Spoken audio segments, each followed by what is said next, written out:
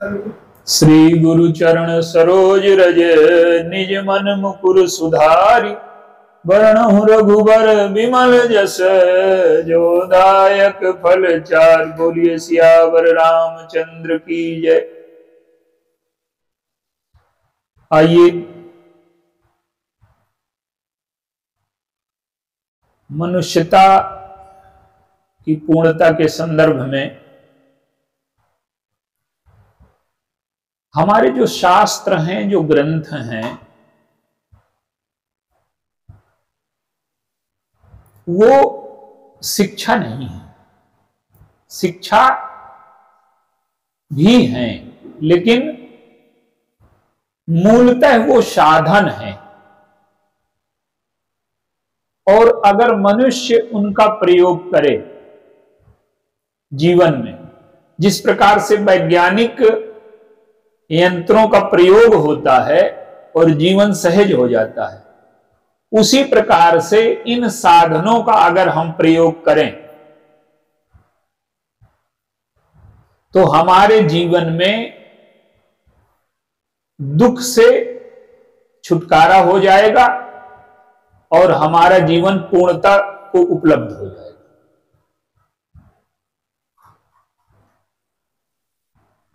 आइए वर्तमान संदर्भ में मनुष्य की दुख मुक्ति के जो उपाय हैं उसकी कुछ चर्चा। एक शब्द आपने अभी राजनीतिक संदर्भ में सुना है, जीरो टॉलरेंस। जीरो टॉलरेंस क्या है? इसका वास्तविक अर्थ क्या है? रामचरित के मानस के माध्यम से इसको हम समझने का प्रयास करते हैं। उसी को शून्य सहिष्णुता भी कहा गया।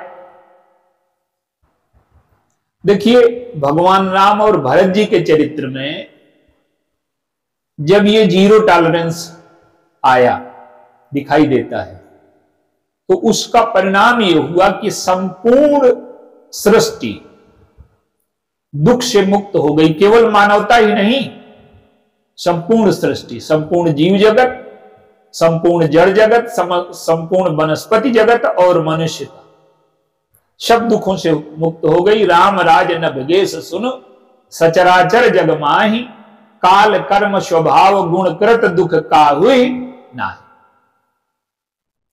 कालकृत कोई दुख नहीं है। किसी की असमय मृत्यु नहीं होती, किसी की जल में डूब करके नहीं होती, किसी की आग से जल करके नहीं होती। बड़ा विस्तार है, लेकिन सूत्र में काल कर्म स्वभाव गुण, ये चारों प्रकार के दुख व्यक्ति को जो होते हैं वो राम राज्य में नहीं है। ये कैसे संभव हुआ? आइए उसको जीरो टॉलरेंस के संदर्भ में समझने का प्रयास करते हैं। भगवान राम को राजगद्दी देने की घोषणा हो गई। अब आप देखिए, भगवान राम अगर गद्दी में बैठ जाए तो एक तरफ अंधेरे का प्रतिनिधित्व करने वाला, पाप का प्रतिनिधित्व करने वाला रावण है, और एक तरफ उजाले का, सूर्य वंश का, पुण्य का प्रतिनिधित्व करने वाले भगवान राम। तो पाप और पुण्य ये हमेशा समाज में रहे हैं। सुख और दुख, पाप और पुण्य हमेशा रहे। लेकिन भगवान राम का राज्य ऐसा रहा जिसमें पाप पुण्य और सुख दुख एक साथ नहीं रहे। दुख समाप्त हो गया, पाप समाप्त हो गया। लंका कांड का उदाहरण देखिए। युद्ध हुआ, सारे राक्षस मारे गए, लेकिन कुछ बंदर भी मारे गए। बंदर सद्गुण है और राक्षस दुर्गुण है।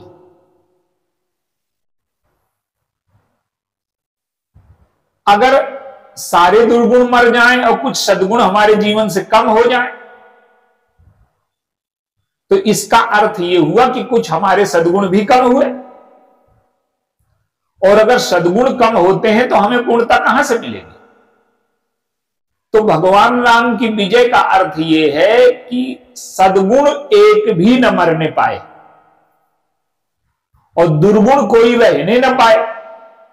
अगर एक भी दुर्गुण जिंदा रहता है तो रावण का अस्तित्व तो बना ही रहेगा। और भगवान राम का राज्य जो है सह अस्तित्व नहीं है, पूर्णता प्राप्ति कैसे हुई मानवता और विश्व को एक बार उसका दर्शन है। तो आइए उन साधनों पर विचार करें जिनका प्रयोग करके मनुष्य दुख से मुक्त हो गया। दशरथ जी कहते हैं कि कल हम राम को राज्य बना दें। तो दशरथ जी का जो राज्य है वो व्यवस्था का राज्य है और भगवान राम का राज्य व्यवस्था परिवर्तन नहीं है। भगवान राम का राज्य हृदय परिवर्तन है। तो दशरथ जी कहते हैं कि कल गद्दी पर बैठेंगे। अब आप देखिए दशरथ जी के जीवन में बहुत ऊंचाइयां हैं। भगवान जिनके यहां पुत्र के रूप में जन्म लेते हैं, कितना साधन है उनके जीवन में, कितना पुण्य है, कितना पुरुषार्थ है, कितने वंदनीय हैं। लेकिन उनके जीवन में एक समझौता है और जो समझौता कर सकता है, शून्य सहिष्णु नहीं हो सकता, वो रामराज्य नहीं बना सकता। दशरथ जी के जीवन में क्या समझौता है कि एक समझौता तो उनका रावण से है कि रावण का भी राज्य है और दशरथ जी का भी राज्य है। हमारे शास्त्रों में ऐसी बातें लिखी रहती हैं जो समझने में थोड़ा समस्या है। क्या कि एक तरफ दशरथ जी को चक्रवर्ती लिखते हैं और एक तरफ रावण को चक्रवर्ती लिखते हैं। इसका अर्थ क्या है? इसका अर्थ यह है कि प्रत्येक व्यक्ति पर दोनों का शासन है।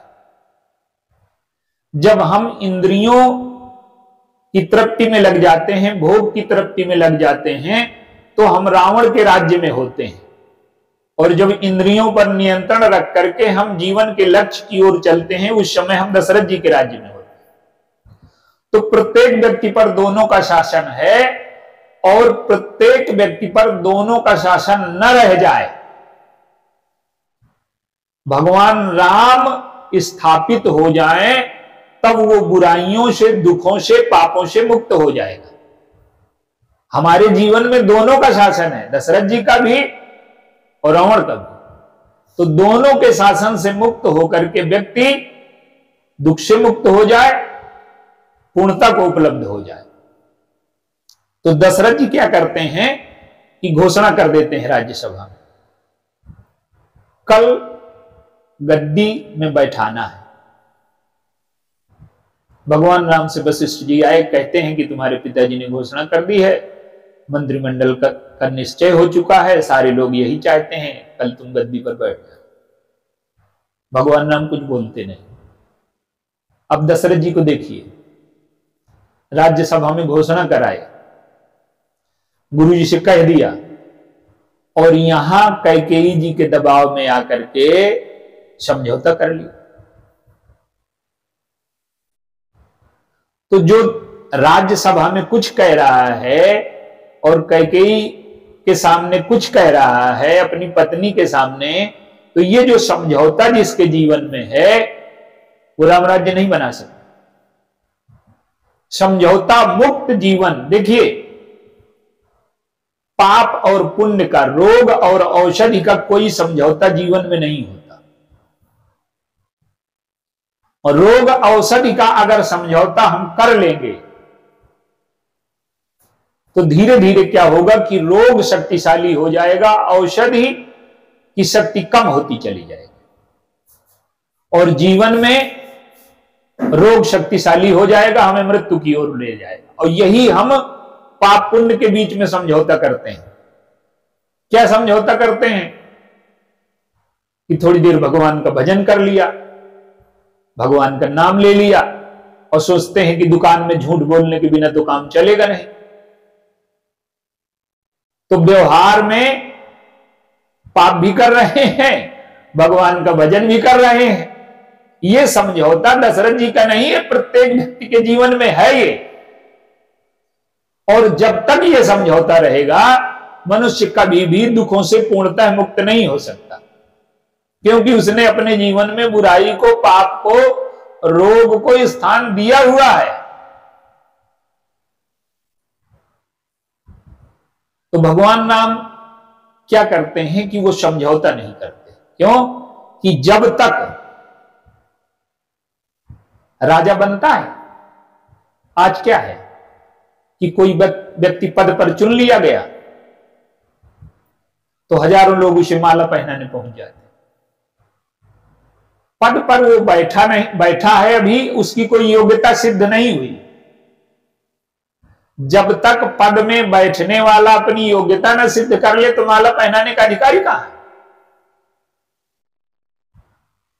भगवान राम कहते हैं कि जब तक समाज से अन्याय, बुराई और पाप समाप्त नहीं हो जाता, तब तक मैं गद्दी पर नहीं बैठूंगा। उसीलिए योजना तो उन्हीं की है। वनगमन की योजना मंथरा की, कैकेयी की, और वो सारी योजना भगवान राम की है। सरस्वती जी को भेजा, मंथरा की बुद्धि भ्रष्ट कर दी, कैकेयी जी की बुद्धि भ्रष्ट कर दी। तो वो कहते हैं कि गद्दी में बैठने से राम राज्य थोड़ा बनेगा। जब समाज में बुराई पूरी तरह से समाप्त हो जाए, रावणत्व की विचारधारा का कोई स्थान जीवन में न रहे, तो उन्होंने अपने जीवन में कोई समझौता नहीं किया। आप देखिए, भगवान राम जब चलते हैं, समझ में नहीं आता कि वो युद्ध की तैयारी है।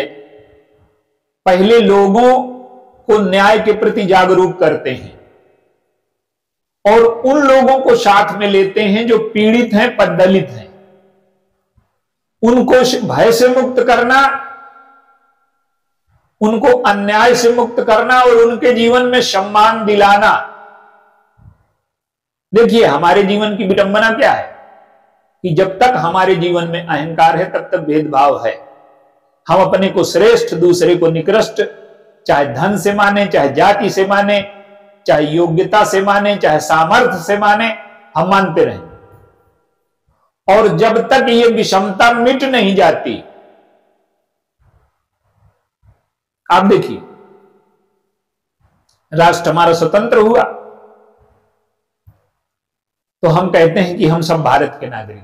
ठीक है, जब भारत के नागरिक हैं तो फिर अब जाति रह गई क्या? कोई एक सैनिक है, वो राष्ट्र की सेवा करता है, उसका अभी 5 दिन पहले विवाह हुआ है, लेकिन युद्ध शुरू हो गया सीमा पर, तो वो अपनी पत्नी की जिम्मेदारी, परिवार की जिम्मेदारी, समाज की जिम्मेदारी छोड़ करके वो राष्ट्र की सेवा में लग जाता है, बलिदान हो जाता है। तो ये जो बलिदान की भावना है, उसे जाति से, व्यक्ति से, संबंध से ऊपर उठा करके जब राष्ट्र से जोड़ती है सैनिक के बलिदान की भावना, तो यही भावना क्या प्रत्येक व्यक्ति में जागृत नहीं होनी चाहिए? क्या जाति प्रमुख हो गई, राष्ट्र छोटा हो गया? तो समाज में जब तक ये स्थिति रहेगी, समझौते की, जीवन चलता रहेगा, लेकिन हम कभी दुख से मुक्त नहीं हो सकते, हम पूर्णता को उपलब्ध नहीं हो सकते। अब दूसरा पक्ष देखिए, भरत जी आए,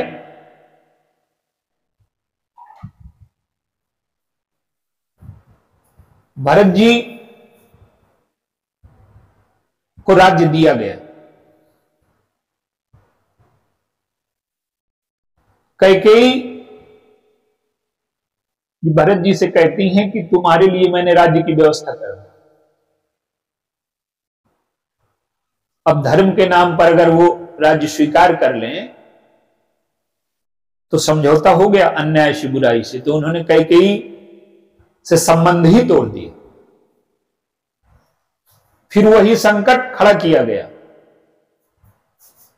राज्यसभा में। वशिष्ठ जी कहते हैं कि तुम राज्य ले लो, और जब भगवान राम आए तो उन्हें सौंप देना। ये क्या है? ये पाप और पुण्य का समझौता है, अच्छाई और बुराई का समझौता है। क्यों? भरत जी कहते हैं कि अभी मैं कैकेयी मंथरा के षड्यंत्र को समर्थन दूं, और उन्होंने जो षड्यंत्र करके मेरे लिए राज्य की व्यवस्था की है, उस लोभ को स्वीकार कर लूं।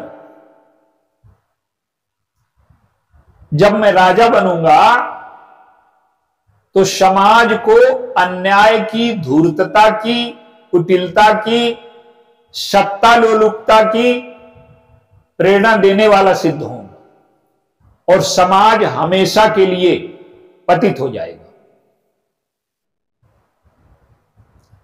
तो वशिष्ठ जी ने धर्म का उदाहरण दिया, पर उन्होंने कोई समझौता नहीं किया। क्यों? भरत जी अगर गद्दी पर बैठ जाएं तो क्या होगा? समाज वर्गों में विभाजित हो जाएगा। वो समाज जो है, समाज ऊंचाई पर है, वो आज के समाज जैसा नहीं कि भरत जी गद्दी पर बैठने वाला है तो हजारों लोग माला लेकर के पहुंच गए। तो भरत जी क्या करते हैं कि अगर ये समझौता मैं कर लेता हूं तो क्या मेरे जीवन में पूर्णता उपलब्ध हो जाएगी? देखिए, भरत जी अगर किसी भी प्रकार से गद्दी को स्वीकार कर लें तो भगवान राम लौट करके कभी अयोध्या ना आएंगे। वाल्मीकि रामायण में इसका सूत्र दिया है, रामचरितमानस में भी दिया है कि हनुमान जी को पहले भेजते हैं।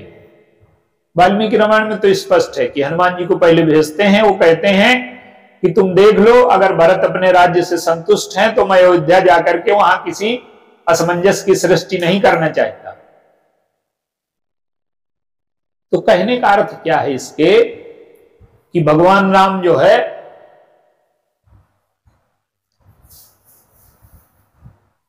किसी समझौते को तैयार नहीं है, शून्य सहिष्णुता। कोई भी बुराई, किसी भी प्रकार की बुराई जीवन में न साधन के रूप में न साध्य के रूप में।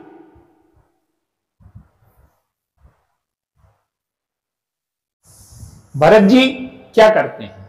देखिए, भरत जी अगर गद्दी स्वीकार कर लें तो क्या होगा? जो वशिष्ठ जी कह रहे हैं कि सौंपे राज राम के आए, जब आ जाए तो राज्य सौंप देना, तो माने अभी सत्ता का सुख ले लो और बाद में समर्पण का। भरत जी कहां बैठे हैं? भरत जी समर्पण में नहीं है, समर्पण से ऊपर है। समर्पण तो सत्वगुण है और भरत जी सत्वगुण में नहीं है। भरत जी तो त्रिगुण से ऊपर बैठे हैं। वो कहते हैं कि अभी राज्य स्वीकार करके मैं अहमता ममता ग्रस्त हो जाऊं कि राज्य मेरा है, और बाद में भगवान राम को सौंप करके अहमता ममता मैंने छोड़ दी, इसका अभिमान पाल लूं।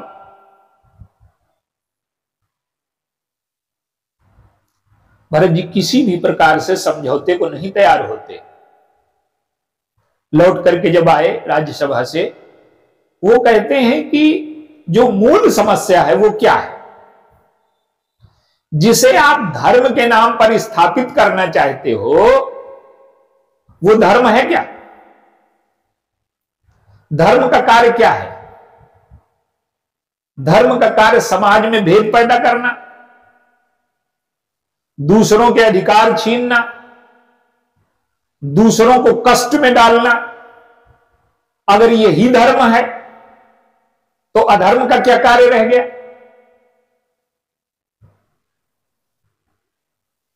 अगर धर्म, जिसे आप धर्म कह रहे हो, तो अधर्म का क्या कार्य रह गया? जिसे आप सत्य कह रहे हो वो सत्य है क्या? वो सत्य के नाम पर छल है, धर्म के नाम पर अधर्म है वो। तो भरत जी समर्पण से भी ऊपर है। वो कहते हैं कि संपत्ति सब राम की है। जब तैयारी हो गई कि देखे बिन रघुनाथ पद जिए कहे जरम ही न जाए, वो कहते हैं कि मैं जब तक भगवान के चरणों को नहीं देख लेता तब तक हृदय की जलन नहीं जा सकती। ये भरत जी का सत्य नहीं है, ये सारे संसार का सत्य है और शाश्वत सत्य है कि व्यक्ति जब तक ईश्वरत्व से नहीं जुड़ जाता, व्यक्ति तो पशुत्व में बैठा है, अधिकांश जो मनुष्यता में बैठे हैं वो देवत्व तक ऊपर उठे और देवत्व से ऊपर उठ करके ईश्वरत्व तक जाएं। और जब व्यक्ति मनुष्यत्व से ईश्वरत्व की यात्रा करेगा तब उसके दुखों का समापन होगा। तो भरत जी किसी भी प्रकार से समझौते को नहीं तैयार होते और वो कहते हैं कि संपत्ति सब भगवान की है। लौट करके आए तो अयोध्या में दो वर्ग है। एक कहता है कि संपत्ति को आग लगा दो, कबीरदास जी जैसे कहते हैं कि कबीरा खड़ा बाजार में लिए लुकाठी हाथ और जो घर फूंके अपना तो चले हमारे साथ। ये निवृत्ति मार्गी है। जरे सो संपत्ति सदन सुख सुहद मातु पितु भाई और सन्मुख हो तो जो राम पद करे न साहस साह। एक वर्ग वो है। और एक ये है कि कहता है कि भगवान के दर्शन कराएंगे और संपत्ति की भी रक्षा हो जाए तो परमार्थ भी सध जाए, स्वार्थ भी सध जाए। तो किसी ने पूछा कि श्री भरत जी किसमें आते हैं? वो निवृत्ति मार्गी हैं कि इनमें है? तो किसी ने भरत जी से पूछा कि आप क्या करोगे? तो उन्होंने कहा कि जिसकी संपत्ति है वो उसकी रक्षा करे और जिसकी संपत्ति है वो उसको त्याग दे।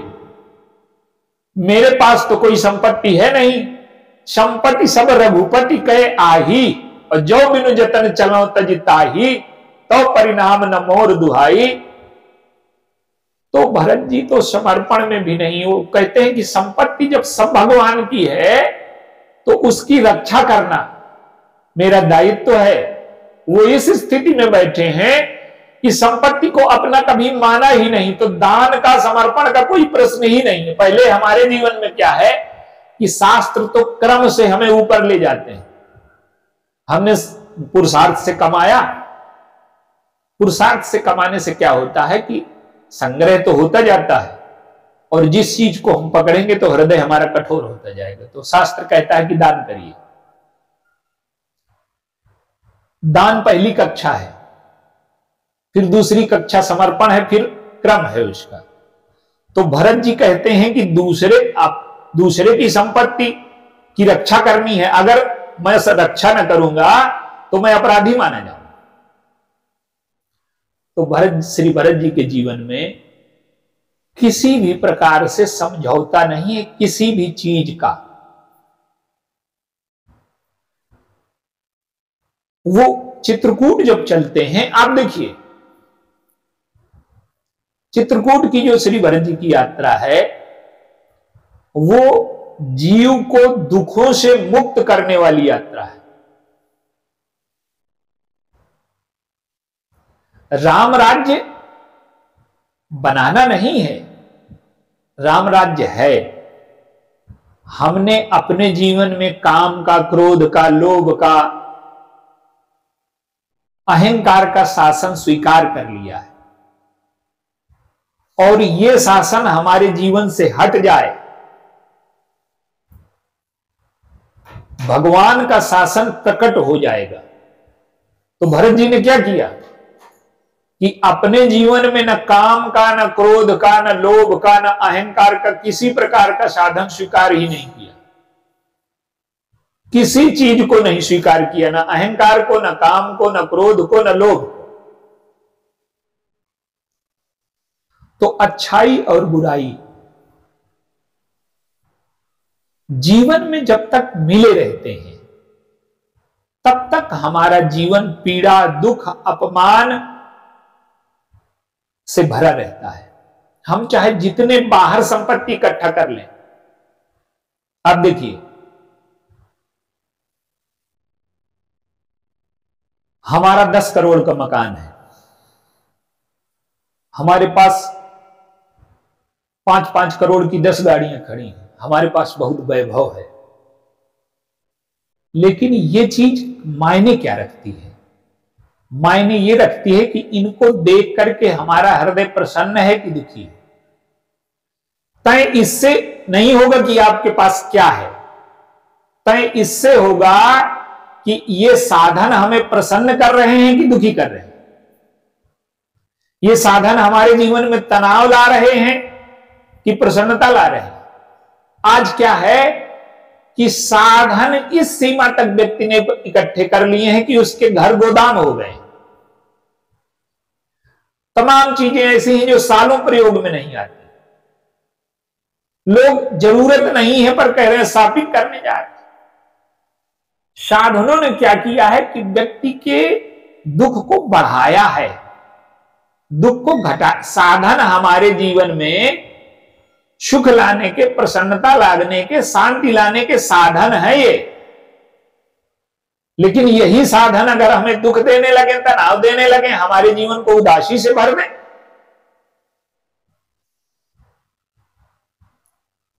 तो जब हम अपने जीवन में पाप और पुण्य का समझौता छोड़ देते हैं। आप देखिए विभीषण इतने बड़े भक्त हैं, प्रारंभ से ही भगवान की भक्ति करते हैं। तीनों भाइयों ने तपस्या एक ही की, तपस्या की अवधि भी एक है, लेकिन तीनों के अंतःकरण में भेद है। एक तमोगुणी है, एक सतोगुणी है, एक रजोगुणी। तमोगुणी ने क्या वरदान मांगा? खाना और सोना। अधिकांश लोग हमारे समाज में, जीवन में आपको दिखाई देंगे कि उनका लक्ष्य केवल खाना और सोना है। कुंभकर्ण कहता है कि नारद मुनि मोहि ज्ञान जो कहा, कहते हो तो ही समय निर्वाह। अधिकांश लोगों की समस्या यह है कि खाने सोने से फुर्सत मिले तब भगवान का भजन करें ना।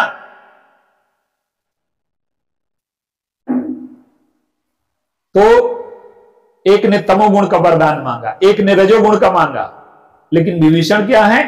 ते ही मांगे वो भगवंत पद कमल अमल अनुराग।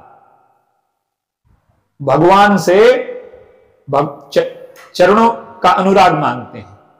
और देखिए उनके जीवन में रावण से समझौता हो गया, पाप पुण्य का समझौता कर लिया उन्होंने।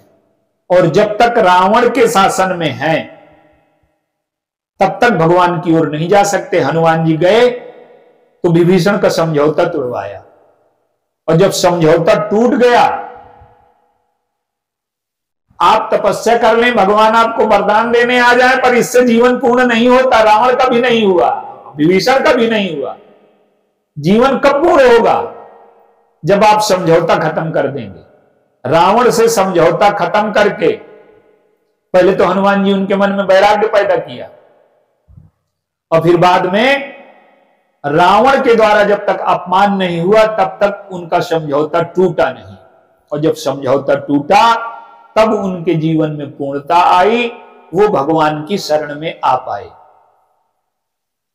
तो हमारे जीवन का जो प्रमुख सूत्र है, रामचरितमानस कोई शिक्षा नहीं है, रामचरितमानस साधन है। और उन साधनों का अगर हम अपने जीवन में प्रयोग करें तो वो साधन हमें जीवन से दुख मुक्त करके हमें पूर्णता तक, आनंद तक उपलब्ध करा देंगे। और जब व्यक्ति और समाज दोनों दुख से मुक्त हो जाए, काल कर्म स्वभाव गुण, किसी भी प्रकार का दुख न रह जाए, किसी प्रकार का ताप न रह जाए, यही समाज की पूर्णता है, यही जीवन की पूर्णता है। और जब समाज पूर्ण हो जाता है उसको हम राम राज्य कहते हैं, यही हमारा लक्ष्य है। तो हम राम रामचरितमानस में जो साधन दिए गए भक्तों के द्वारा, किस प्रकार से उन्होंने अपने जीवन में पूर्णता पाई और कोई समझौता नहीं किया, तब उनका जीवन पूर्ण हुआ। बोलिए सियावर रामचंद्र।